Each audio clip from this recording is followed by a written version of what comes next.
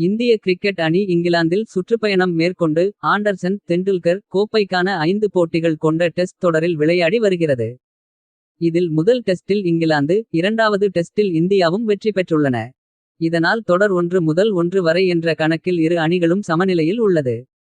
இந்நிலையில் இந்தியா, இங்கிலாந்து இடையேயான 3வது டெஸ்ட் லண்டன் லார்ட்ஸில் இன்று தொடங்குகிறது.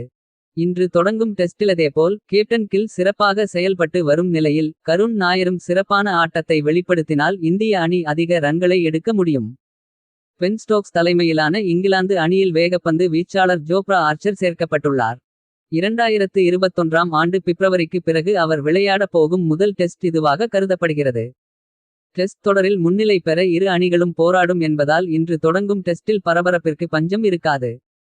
இந்திய நேரப்படி மாலை 3:30 மணிக்கு தொடங்கும் இந்த டெஸ்ட் போட்டியை சோனி ஸ்போர்ட்ஸ் சேனல்கள் நேரடி ஒளிபரப்பு செய்கின்றன. இந்திய அணியில் வேகப்பந்து வீச்சாளர் பும்ரா விளையாடுகிறார். இந்திய அணியில் தொடக்க வீரர்கள் ஜெய்ஸ்வால், KL ராகுல் சிறப்பான தொடக்கம் அளிக்க வேண்டியது அவசியமாகிறது.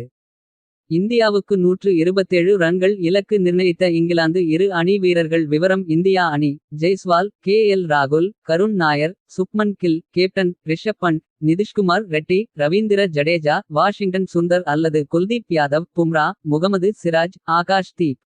இங்கிலாந்து அணி: Zak Crawley, Ben Duckett, Ollie Pope, Joe Root, Harry Brook, Ben Stokes, captain Jamie Smith, Chris Woakes, Brydon Carse, Jofra Archer, Shoaib Basheer.